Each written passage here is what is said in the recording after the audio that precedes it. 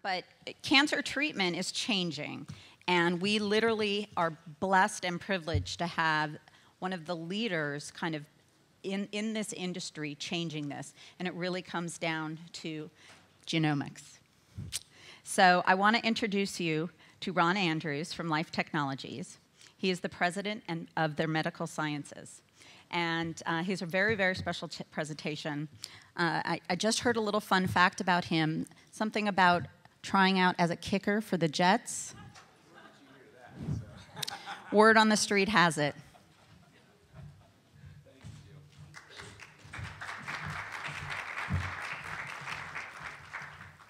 That is not a rumor. However, obviously I didn't make it and I needed a real job, so here I am. So listen, I'm going to be lunch entertainment for you today, and I realize that this is at times can be a somber topic, but I want to encourage you that today's talk, I hope, will give you some enthusiasm and some hope for the future of where we're going with cancer. I think many of you know that cancer is an extremely complex disease. I get asked frequently when I speak, is this something we'll cure? Is there already a cure? And it's some kind of sinister plot by the pharmaceutical companies to not cure it. And I'm going to hopefully share some information with you today that will help you understand just how complex these cancers are. I want to start by telling you a little bit of my own story. By the way, that accent, I know is a foreign accent to you here in Nevada. It's a southern accent, and it will get going fast at times because I get pretty excited. So if I get going too fast and you need an interpreter, just wave your hand and I'll slow down and we'll stop. And I am going to try to leave some time at the end for questions and answers because I think it's important, and I know that there's probably many questions in here. I want to start with my story. How did a southern boy from middle Georgia end up in Nevada talking about the next frontier in cancer? I'm the oldest of a mess of grandkids, a litter we call them, where I grew up. And I grew up in a fairly lower middle class area where all the parents worked one or two jobs in the mills or in the Ford plant, and my grandmother became our caretaker during the day. My grandmother, obviously, is the oldest, and she and I had a very special relationship. In fact, I was the only grandchild for 5 years, and I'm still mad at the rest of them for coming along. So, but my grandmother, I was told at age 11, my mom comes in my room one night, and she says, Ronnie, when you're saying prayers tonight, we need to pray for Meemaw. She's got the C word. Well, I didn't even know what the C word was, but back then, at that time and place, we didn't call in the South cancer, cancer. It was this mysterious, nebulous disease that we didn't know what to do with, and we didn't know what caused it, and we called it the C word. So my grandmother had her first round of treatment, had a mastectomy, a radical mastectomy, and radiation, and it was just a horrible, horrible adventure. And at 11, to see someone you love that much go through that, it's a very emotional time. Now, my grandmother was an amazing story. Part of it's because she's meaner than the disease, and I have stripes on my fanny to prove that. But she survived that first cancer. So at 13, one night, we're sitting out on the porch. All the kids have been put away to bed, and we're rocking on a glider. I don't know how many of you remember gliders. There's some folks in here that may remember those. And she grabs my hand, and she said, Ronnie, because I was asking her all these questions about what did they do, how'd you feel? She said, you know what? You have more questions, and I can't answer those questions. She said, but I want to tell you something. You're smart enough to go figure out how to cure this disease. And at that moment in time, I was dumb enough to believe her. And so I have spent the last 40 years of my life thinking about trying to do something about this disease called cancer. It led a poor country boy from Georgia to have to go do something to get to college because nobody in my family had ever been to college. We didn't have the money to go to college, and I wasn't smart enough to get a scholarship, unfortunately. So I had to find a way to get there. So I was a soccer player. Nobody gave soccer scholarships back then. So I figured out in 11th grade I had to go to my coach. This answers the question about the kicking, and then we won't talk about it anymore. And I said, I got to figure out a way to get to college. I want to play football. And he looked at me, and I was about 115 pounds at the time. He said, Ronnie, you need to gain about 30 pounds. Keep playing soccer. That's your sport. You're good at it. I said, but I can't get a scholarship. I need to play football. And so as things happened, I gained the 30 pounds and made the team and kicked and ended up playing 4 years of college football at a Division I AA school, and it was a great experience, but it got me a college education. And I went to do what most people think about when they want to cure cancer. I went to be a doctor, to be an oncologist. And my first rotation through the emergency room, I saw a bleeder, and I passed out in the corner. So couple of my people that I was, was working under came to me and said, this is probably not a profession for you if you can't stand the sight of blood, right? So then I said, okay, well, if I can't stand the sight of blood, what am I going to do? R&D, research. So sure, I'm going to go get my PhD and go into research. So I found myself a few years later in the Syracuse, New York. I'd never been north of the Mason-Dixon line. In fact, honestly, I'd very rarely been north of the Big Chicken in Marietta, Georgia. And here I found myself in Syracuse, New York, my first lake effect snow, which I thought was going to be snow flurries, because that's what they told me. But in my little lab, there was 5,000 mice, and I was homogenizing rat kidneys and livers every day, looking for drug toxicity on platinol. My grandmother had breast cancer. Platinol is a heavy metal testicular cancer drug. So wrong gender, wrong cancer, wrong part of the body. But long story short, the rats didn't talk back to me, so I ended up on the business side and have had an amazing, very blessed career that went through Abbott Diagnostics in the early day of Abbott's understanding of things like CA125 and 19 and some of these early markers. From there, made a circuitous route back through Atlanta. My grandmother was on her 4th round of cancer, and on her deathbed at 87, now she lived 30-something years with this disease, 4 rounds of it. She ran everybody out of the room, and she set me on the end of the bed, and she said, and I had gotten away from cancer at the point, she said, Ronnie, you promised me at 13 you were going to do something about this disease. I'm going to heaven tonight. You need to get busy. And I did the only thing I knew how to do. Yes, ma'am. Best word she ever taught me. So the next day I quit my job, which was in the blood banking business, and I moved into the technology world of what we call PCR, which at the time was the foundational discovery tool for the Human Genome Project. So the story today that I want to tell you is a story that I'm equally as passionate about as many people in this room are. And to me, this is not a job, this is a calling. And I think you're going to find in the world of oncology today, we're blessed to have an oncologist here on the front row. I can tell you this, in the new era of healthcare we're going into, if you want to be a physician in complex diseases, you've got to want to be a physician in complex diseases. You're not doing it for the money anymore. And so the exciting part of the story today is really we are making tremendous progress, right? And I want to talk a bit about that progress as we go forward. If you think about sort of the next frontier of cancer, it really all started, if you will, back in the 50s, the 1950s, right? When 2 professors, Watson and Crick, really discovered something that they claimed and they quoted, we see something of significant biological interest. That was their quote in Nature. I would say that is the understatement of the 20th century, because what they discovered was a double helix stranded structure called DNA. So let's give you some fun facts about DNA, right? It's an interesting, this is not going to be a science lesson, there won't be a quiz at the end, but at least get you grounded into the complexity of where we're going, so at the end you can see what we're doing with uncover that complexity. So really 4 letters, 4 amino acids, adenine, thymine, guanine, and cytosine. TCGA are the 4 amino acids that make up all the DNA in your body. Only 4. And they pair together. The good thing is it's a monogamous relationship. T always goes with A, G always goes with C. They never mismatch. They work together. And you got 3 billion, when you put 2 of those together, it's called a base pair. There's 3 billion base pairs in your DNA. So we, in the Human Genome Project, began to peel back the onion, and really we had some really fun things we learned about DNA, and I'm going to share a few of them with you here. Some of these might be startling discoveries. If you unpack DNA and stretch it end to end, it will stretch back and forth to the moon 6,000 times, and to the sun 600 times. Think about that. Your DNA will do that. This is one of my favorite facts, is that if you think about DNA, you have 99.9% of the DNA of the person sitting next to you.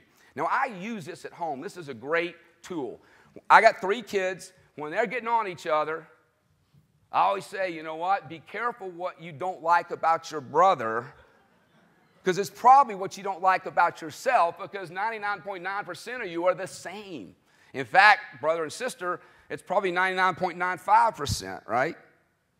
And so I use this one a lot. It's pretty cool. The other thing I'd say this is and it is true that as you think about that 1%, though, is what makes us unique. And we're going to talk about cancer in a pretty deep way today, and it's the uniqueness of your DNA that makes cancer so difficult today to manage. But I'm going to show you that being able to uncover your DNA as what we call germline, your basic healthy DNA, with diseased DNA, and the knowledge of the difference between those two is leading us to some amazing, amazing scientific discoveries. Another fun fact that I like is, you know, when you say, hey, I might go bananas, I'm going bananas, hey, the reality is you might be going bananas. 50% of your DNA is the same as a banana. For my friends in New York, we put this slide in for the friends of the East Coast. Look at this, 200 1,000-page New York phone books. That's what it would take to hold your genome, one genome, your genome would hold. And this is really my favorite. My mother's really good at typing. She types about 60 words a minute. It would take her 8 hours a day for 50 years to type the human genome. So that's some cool fun facts about DNA. And we learn more and more and more as we speak. The Human Genome Project started in the late 90s, or in the mid-90s, and really took us through 2000. We kind of had the first round of the report out, but 2003 is when we finally had the human genome mapped. It took us $3.8 billion and almost 10 years to map one genome. Now, the challenge with that is, it was a great, I tell you, it's a great example, private industry, the government, NIH coming together and working together. And by the way, that $3.8 billion investment, this is how we should invest together with government in our country. It brought over $799 billion worth of positive economic benefit to the United States of America, by the way. So just a fun fact to know about the economics of that. So that was money extremely well spent. But what we were able to do at Life Technologies, and one of the things that makes me really, really, really excited to work for this company, first off, this company has a heart to make a difference and be relevant in the practice of medicine, but more important, be relevant at that moment, that we call it the physician-patient moment. When that patient walks in knowing they're going to hear some bad news, and that physician walks in the room, there's a moment when that physician, and I have many, many friends that are physicians, they need to know everything they possibly can so that they can turn with intimacy and educate that patient so that that patient will leave there not only knowing about the disease, but also feeling confident that their physician knows where we're going with the treatment protocol and also is able to articulate to family members and these things. And that physician moment, that intimacy of that moment should not be overlooked, because in the future of healthcare, we have to preserve that moment of intimacy between the physician and the patient. Because unfortunately, where we're heading sometimes makes me think we might not get that level of intimacy. Ion Torrent, last year at this show, we launched a product called the Ion Torrent, the Proton. And the Proton was accoladed here as revolutionized medicine. You'll see some of the things huge and unexpected. Really, it was an amazing, amazing product. Coolest thing that PC Magazine saw was a medical diagnostics product. And the reality of this is, this product, this box, combined with this gene chip, has the ability to take that $3.8 billion investment that took 10 years or so to do one genome, and now we will be able to do in the near future a full genome on this chip in less than half a day. Now, what that does for researchers is it means that we're not waiting months to do a genome on a patient to learn what it looked like and then do another one and then do another one, so we aren't sequentially looking at patient data so that we can correlate that data to the disease outcome. Now we are able to put in researchers' hands a tool, a chip, that will allow them to real-time look at patient populations and how they respond to various drugs. This was an amazing, amazing discovery by one of the brightest gentlemen in our industry, Jonathan Rothberg, out of Yale. And we were very, very excited last year to launch this and to start placing it in researchers' hands. Now, the beauty is it creates a tremendous amount of data and really fast.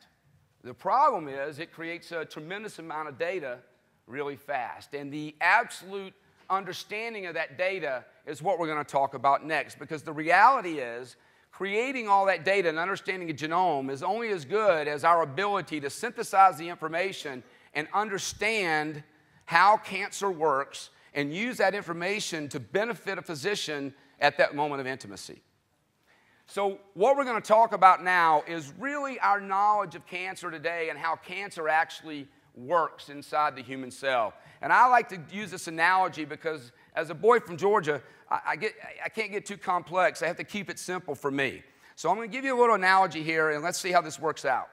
If the blueprint for cancer were developed in an architectural firm that were here on campus of the convention center, but the manufacturing center for that cancer were across town, we would do the blueprint, we would put it in a courier, and that courier would get in the car, and that courier would drive some highway system to get there. And you can see from the Google map, we all use Google Maps, right? Everybody use Google Maps? Everybody but my car driver this morning.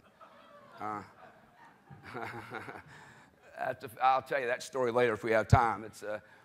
I even knew where the convention center is, and I don't come here that often. But anyway, but you can go down a pathway, and if there's traffic like there was this morning, you can take a shot at going another way, right? Because we have GPS systems now. If it's blocked, you reroute. And if it's blocked again, you continue to reroute. So this is what cancer does. If you take that image of this Google map and you put it over the human cell, the DNA, the blueprint, is in the nucleus, right? The RNA becomes, and I know I'm stretching a little bit, hopefully you had some high school chemistry. The RNA is the courier, and this highway system has been one of the greatest discoveries that we've made really since the Human Genome Project. Because now one of my good friends and someone I really respect in the industry out of Johns Hopkins, Bert Vogelstein, he says there's probably about 300 genes, driver and passenger genes, about 20 translocations, and about 16 of these major highway systems that are in this pathway, right? So if you think about it, we can get our arms around that from a technology perspective, and we can start to really understand that. So the drug companies, after the Human Genome Project, the drug companies began to say, look, we're not good at down-regulating genes. We're not good at changing the blueprint. But what we can do is we can really understand this protein highway. We can build drugs that will interrupt the communication, that courier's ability to go to the manufacturing center of these proteins in the cell, the ribosome. So the DNA in the nucleus puts it in the courier, the RNA, and the RNA starts out, and we've had now, since the Human Genome Project is finished, hundreds of billions of dollars in pharmaceutical companies spend to come up with what we call pathway inhibitors, protein pathway inhibitors. And it's really been a phenomenal discovery. Now, the next phase of our research and work is to really help these drug companies understand where these communication pathways are and how they are active. So in the very near future, for my friend, the oncologist in the front row, he'll be able to go with his iPad and right before the moment of intimacy with that patient, go sit, and he'll be able to pull down the patient information, and he'll be able to pull up a Google map of the cell. And he'll be able to see what pathway is activated. Now, the challenge we have now is typically it's not just one pathway. If it's a stage 1 or stage 2 cancer, it's probably 1 or 2 pathways. The problem is that these advanced cancers get fairly crazy. We call them angry cancers, and they are haywire. You've got a lot of couriers on the road at the same time. It makes it more and more difficult to put enough drugs together to solve it. One of my very fortunate opportunities in life was to be the head of a company, Roche Molecular Diagnostics, at a time when we had a technology that was being applied to one of the greatest disease challenges of the 20th century. We had a subpopulation of men that were dying of this horrible, horrible disease that was destroying the immune system, and we needed to figure out what was going on. And that was a real blessing for me to be a part of that, because it allowed me to understand the patient intimacy part, because you really had to get to ground zero with these AIDS patients. But it also helped us learn that the pharmaceutical companies spend combined with our diagnostic effort to really understand this disease has led us now to an area where this is now, HIV is a chronic, fairly chronic disease. People still get it, but people don't have to die from it anymore. So our challenge now as a diagnostics company is to take the tools like the proton and actually understand this highway system so that we can communicate that and educate the physicians on what drugs are going to be best for that patient. And my suspicion is it's not going to be a single drug, which is kind of how it works today. It's going to be a combination of drugs. It won't just be a combination of chemotherapy. We'll actually have these targeted therapies. And not to have a commercial for the targeted therapies, but these don't have the side effect profiles that the chemotherapies have. And the chemotherapeutic agents, I like to relate those to burning down the haystack and hope you get the needle before we kill the patient. And what we're evolving to using these capabilities is really selecting the drug that's going to stop the communication of that disease. And then hopefully we don't have the GPS reroute of that courier and the patient actually cures. So the next area we're going to talk about, I think,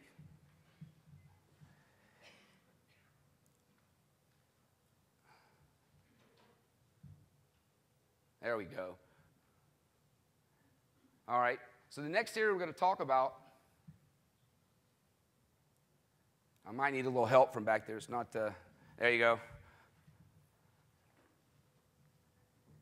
So the next area we're going to talk about really is sort of this tipping point that we're at. And you guys have probably read Malcolm Gladwell's book called The Tipping Point. If you haven't, this graph will show you a little bit about what he was talking about, that the accumulation of small incremental things come to some point in time where it aggregates, and then the energy to really push it to become standard in life happens.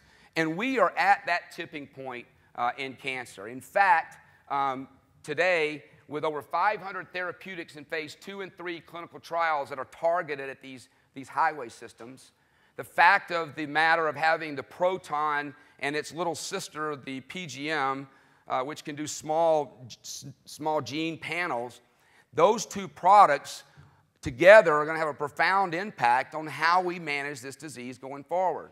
But throw on top of that social media, throw on top of that the cloud. Now you just got this amazing accumulation of technology and knowledge that really, if managed well, is going to allow us to save many, many lives and really reduce the cost of health care. You know, I stepped in the back of the room in an earlier session, and this is a big dilemma, right? It's a big dilemma. How do we take these new technologies? They're expensive. They're just going to add to the cost. But let me give you an alternative thought here. If you think about it this way, in 2007, 2008, there was about 70, depends on whose numbers you believe, but about $70 billion of cancer therapeutic spend in the United States, paid for by our government.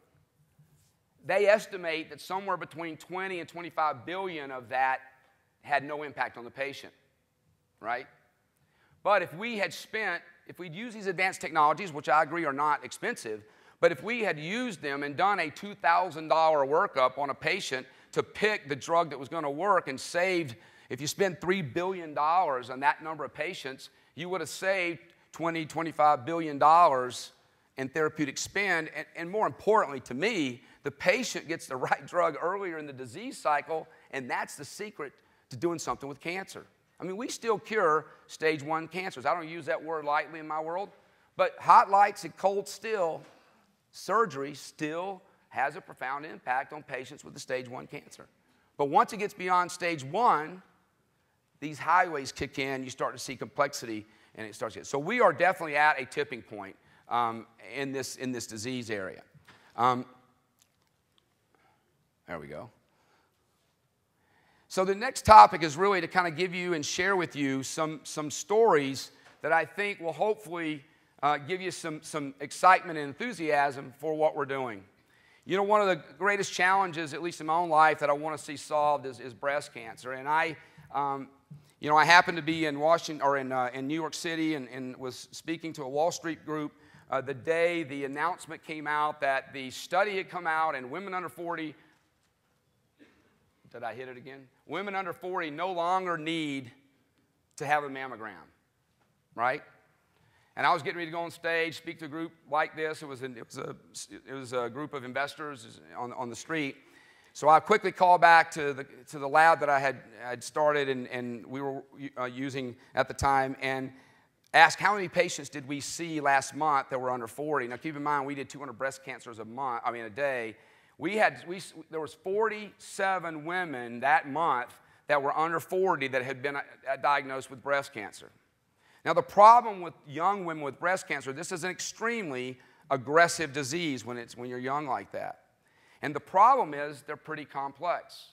This story of Julie is an interesting story. Julie's family had a history of, the women had a history of breast cancer. So she had gone out and gotten the genetic test called BRCA1. I don't know how many of you are familiar with that, but there's a test, BRCA1, that shows if you're predisposed. It's a good test, don't get me wrong, but it's not the only thing that causes breast cancer. So a subpopulation of women can benefit from knowing this. This little girl had had it and was negative, but everything else we saw looked like it was a cancer that was driven with BRCA. And the interesting thing about BRCA is if you're BRCA positive and you have a breast cancer, you are very, very likely to have ovarian cancer.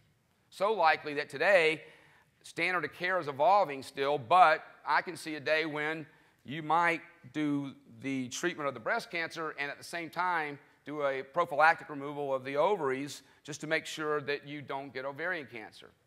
But this little girl was unique, and we couldn't figure it out, so we went back and we said, all right, the blueprint's not there for that type of cancer, but let's see if the courier's on the highway anyway. And we did, and guess what? It was. And we called it a methylation profile, and we were able to see, which meant Julie was a candidate for a new drug class called a PARP inhibitor. Julie went on the PARP inhibitor to go with her other drugs, and in 6 months, that tumor had shrunk to almost nothing. They removed it. She was on neoadjuvant therapy, which means we treat it before we removed it. She removed it, and now Julie's years out and doing fantastic.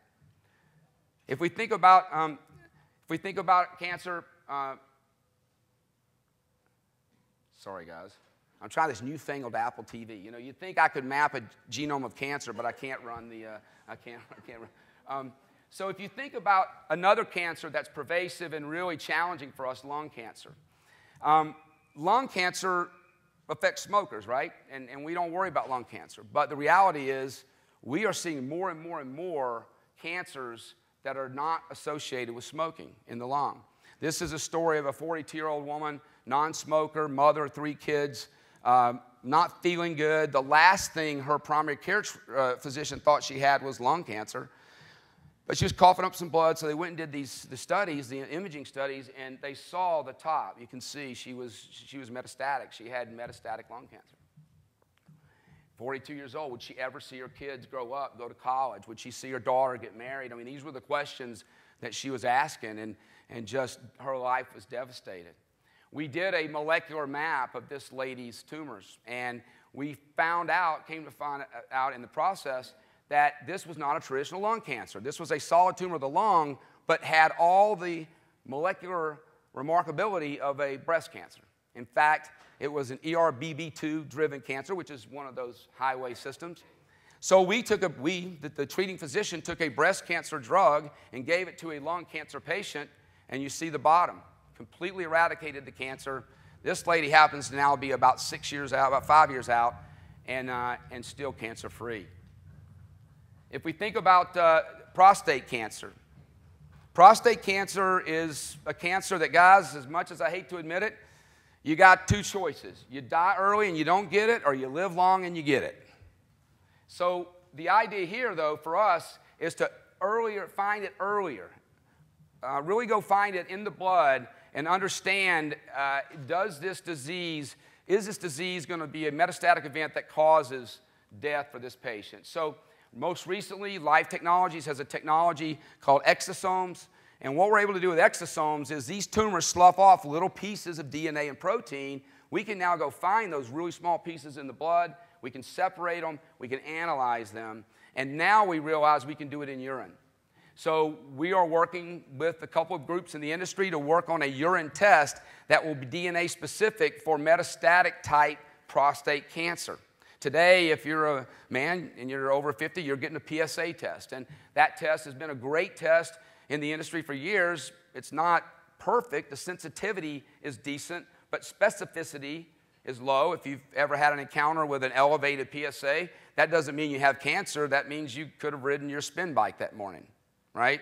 I mean, and so the test isn't that specific. So this test, early days, but it's going to be in the 90% specificity, 96, 97% sensitivity, which means we will find these cancers early and in urine, so it's not evasive. So that's sort of where we are today. But you know, the beauty of where we're going is really, really very exciting. I told you the HIV story for a purpose because there's many of us now in the field, and like I said, I'm really, really fortunate and blessed that I get to hang out with some of the really smartest researchers in the world in oncology. And what they're all talking about today is not a cure for cancer, but a chronic state for cancer.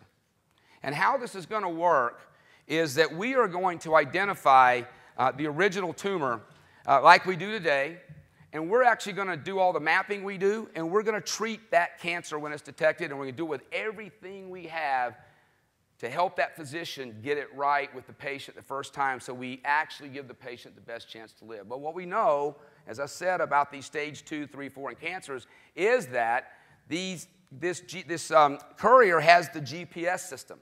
So once we do surgery and we see the treatment take out the actual disease, that doesn't mean you're cancer-free.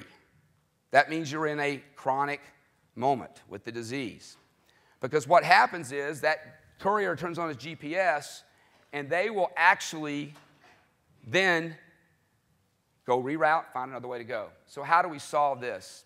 And this is, for me, a very, very exciting opportunity for us here at Life Technologies, and I don't want to make this a life commercial because I think with a disease like cancer, humility is the word of the day, because I'm humbled every day with all these technologies and all the money we can spend with pharma, we still haven't cured this disease. So it's a humbling disease. But bear with me a minute, because we took the ion Torrent technology, we took the large chip, and with this chip, what we can do is we can take a biopsy of a woman's breast cancer.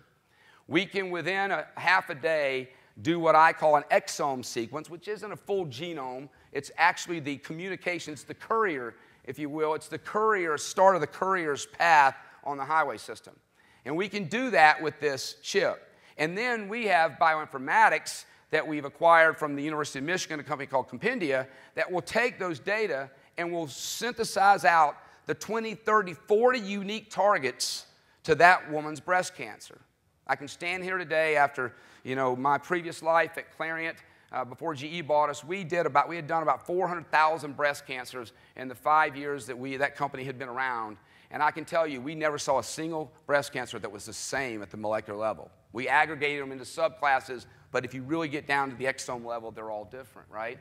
So what we want to do is we want to use that tool and the bioinformatics to pick out the unique signature, but then we needed another tool, a tool that was easy to use, not very expensive, that could really be more of a monitoring tool closer to the patient so that we could take that unique signature, we can draw blood at the time the patient gets the biopsy, and we can actually monitor the decrease in signal in the blood and be able to identify the efficacy of that therapeutic or the surgery. And instead of going away thinking you're cured and coming back a year later and finding out you got metastatic disease because your PET scan lights up like a Christmas tree, now you can go to your doctor and you can get a blood draw, and within 24 hours, using a chip that does a technology called digital PCR, we'll be able to move closer to the clinic, be able to take a small instrument like this, and after preparing the sample, we'll be able to drop that in, be able to close it up, and we'll be able to, within a few minutes, identify the level of that signal in the patient's blood. So now what we've been able to do is we've been able to move the information about monitoring your cancer from a $500,000, maybe $2,000 test to a test that costs a couple $100 and can be run closer to the patient, because one of the transitions we have to make in care of cancer is to move it back to the community. You see, my grandmother's challenge in her last 2 rounds of cancer was she lived in a rural community. We had to drive her to Emory University in Atlanta to see a physician who, you know, candidly, he's a great physician, but he didn't really know my grandmother, didn't really have time to spend with her. And all the way home, she'd say, Ronnie, why can't Dr. Sams treat me? Well, Dr. Sams was the local Emory-trained physician that came back to the small community to practice medicine. And the only difference between the guy at Emory and the guy in the community was not the drugs. You can give the drugs in most any cancer clinic. It was the access to academic level information that allowed that doctor to make decisions about those drugs and allow them to have access to information and education that allows them to understand how to use the information. You see, community physicians today are overwhelmed. Managed care has forced them to see 30, 40, 50, 60 patients a day. That patient moment is no longer a 15, 20-minute moment. It's a 4-minute moment. And so they don't have time. Their choice going home at night is to go home and get on the internet and read about all these new advancements, or it's to go home and tuck their children in and have dinner with their wife or their husband. So most of them choose the latter smartly. But that means it's up to us as the industry to recognize this phenomena and create tools via iPads where, if you can imagine this scenario playing out, we will be able to give, through an iPad app, a physician in a community the ability to go in, pull down the patient information for that patient moment they're getting ready to have, query back into the cloud to show me the top 50 outcomes of a patient with that genetic profile of cancer, pull up the Google map, be able to click on the Google map and look at all the various therapeutics that might work on that patient, drill deep into that therapeutic if they want to understand pharmacokinetics and things like that, pharmacogenomics of the drug, and then be prepared for that moment of intimacy with that patient, and then be able to use that tool to help educate the patient. And what that actually allows us to do is, through monitoring in the community, access drugs that will stop that communication of that cancer and take us to this chronic state. So with that, I'm gonna end the discussion, and I'd like to end it this way. I was really pleasantly surprised today when I got here.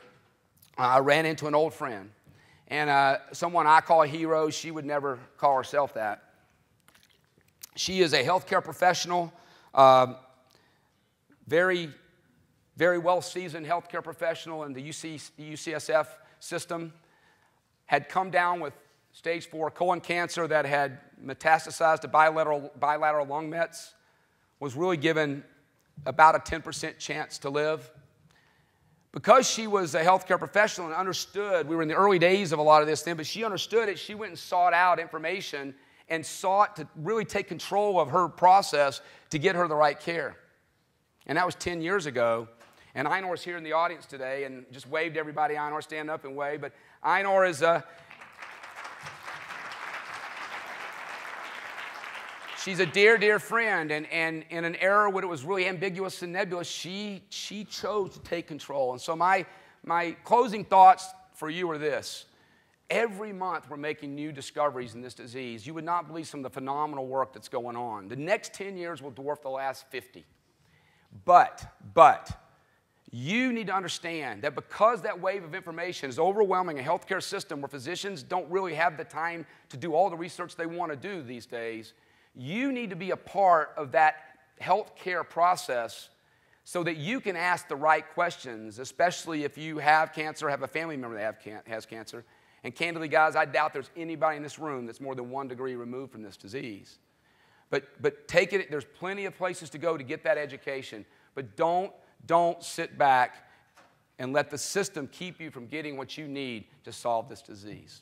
Fair enough? All right. Let's open for, I think we have some time for questions still, a few minutes.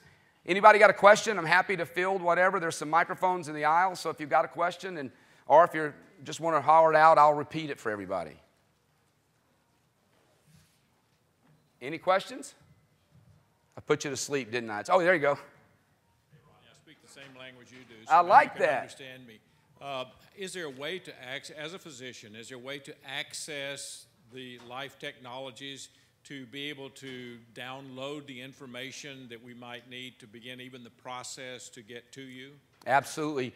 One of the things that you'll see us, I got to life about 10 months ago to start this migration from life science research, which is what the company is, a $4 billion life science tool company, start migrating that technology down to the clinic. And one of the things that we, sort of the heart and soul of what medical sciences is about, yeah, the technology, but also education. And we're working on a lot of those tools now, but I'll give you my card when we're done, and we'll get you what we have today, and you can just be a part of the, in fact, we might make you read it and give us feedback on it. How's that? Thank you so much. Yeah, thank you. And thank you for what you do. What community are you in? Jackson, Mississippi. My daughter's at Ole Miss. All right. Yeah, she's a hotty-totty rebel. Trust me. 19-year-old, and she wants to be a surgeon and help cure this disease. So hopefully she'll get her wish. Yeah, there you go. I was curious. Do you ever see a point in the near future, 5, 10 years down the road, where the technology gets to the point where it could actually be in the home, where you could create a form factor and have the individuals have this being done in a home on a consistent basis? I love that question. And let me say this. We will have the technology to do it. We will have the chip technology. There's no reason this same chip ultimately couldn't be a finger stick with a capillary tube, a little centrifuge. You'd put it in. 90 seconds later, you'd put it into a little cassette. It'll read it, and then radio frequency into the cloud, and then your physician will get beeped if, what we want to do is we want to monitor it, because what we want to watch for is the time when it spikes. If it spikes, it sends a signal to your physician, appointments scheduled. All that is part of the vision. But we got a lot of work to do to get there. But that would be the hope, right? But diseases like HIV today, I mean, there's HIV products FDA cleared for the home today, where you can do a swab and some other ways of looking at it and see if you have. So I think that we will move it. And candidly, under the Affordable Care Act, the more things we move to the community, the more things we move into the physician's foray in their world, the lower a cost of care. It's very expensive for somebody to go to Emory University and be seen in that environment. And a lot of that is funded by the government and academic grants, right? It's way better if we see that patient in the community, because then we can get it earlier, we can treat it better, it's less costly to treat it in the community. So, yeah, thank you. Any other questions? I'm getting the hook. Oh, no, yeah. No, it's not the hook. Short to come. Quick question for you, and I might have missed this. Sorry, did have to step out, but I do have a question about, do you think that consumers will start asking about this and asking for this? You know, is that like how pharmaceuticals got really off the ground and started advertising? And I'm just curious. I hope you. Gio, it's a double-edged sword, and I'm going to speak from the heart as someone who's passionate about this, and then I'll put the life technologies hat on. Can I do that? Because it's the same answer but a little different cut. I spent a lot of time on Capitol Hill, and there's a lot of confusion on Capitol Hill about personal genomics and genomics to drive better patient care. They hear the word genomics and they freak out from, oh my gosh, insurance company's not gonna cover me. You know, I might find out I'm gonna get heart. You know, what do I do about it? You know, that's different than I got a disease and I need to get the right drug and I need to monitor it, right? And so what we've got to do is educate that. We are already getting a ton of phone calls. We acquired a company called Navigenics, a great company. David Agus, this company, if you know if you guys know David Agus, he wrote a book called The End of Illness. Take a baby aspirin a day and you live a long time. No, I'm kidding. David's a great guy, a good friend, and really good book, by the way. You should read it. But it's a lot of common sense stuff that you should be doing that people just don't do. But what Navigenics did is they had a personal genomics web portal that allowed you to take a swab of your gum, put it in a package, send it. They would run a sequence, and then they would send it back to you and tell you, you know, where you came from, kind of like 23andMe, right? Well, the FDA came down on those companies, and so we pivoted that towards oncology, but we're getting a lot of phone calls to move it back to personal genomics. So the answer to Jill's question is, as a life employee, is I am confident that the consumers are going to want this information. We have to be responsible, though, in how we distribute the information and educate it, because it is extremely complex. And my physician friend here the last thing he needs is his patients coming in and talking about things that don't matter in cancer, Right. but they found it on the web and they went and got their genome done. And so we have to be really careful and responsible how we do that. So Life Technologies is being careful about the messaging and Yep. making sure that it, okay. We are being very, Yeah, I know doctors hate that. They look at them, they self-diagnose themselves and said, this is what I saw. yeah, listen, you know what? Physicians, you guys remember the Finding Nemo? Physicians are friend, not foe, right? We really have to make them our friend, right? And industry and physicians in cancer have to work together, and we are trying to do that and be responsible. We can't get ahead of the physicians because they are on the ground zero of this disease. Yes, sir? Thank you. That was great. So, one of the last things that I want right now is my physician to have any more information. I live in Boston. They're all Harvard Medical School associated one way or another, and the experience is pretty bad, right? Yep. So even with little data, the experience is terrible. So how do you see companies like Life and others in the space? Of course, you guys sort of are at the front of it, but also other colleagues or competitors having to do more with providing the right tools for the physicians or the providers to have the conversations that actually give me a better experience as a patient. That's a great question. I'm scared of my physician suddenly having a lot more data and giving me an even worse patient experience. Well, we were having a conversation before we started. The electronic medical record is a great, great goal. It's a great vision, but we are nowhere near ready. In the informatics world, we have disparate databases across the healthcare system. We don't know how to link them. If we do link them, they don't talk to each other. Now you're adding more complexity. You're putting information about genomes, which are gigabytes of data that have to be synthesized in real time. I think the answer is, and this is already in process, that we need partnerships. Everyone in the informatics, what we do is we make products that test people's cancer. What we sell is information. This is an information world of information. And so companies like yours and other companies, we have to come together and we really have to work together to make sure we create a seamless transfer of information so that that experience can be rich and on time. That's the main thing. So now I am getting the hook. Yeah, you really are. And how fascinating is this? This is seriously, like, I kind of feel like the lucky to be alive during this time period. So yeah, it's going to be an amazing. With everything else going on in the world, this is definitely a bright light. A bright spot. So thank you. Thank you.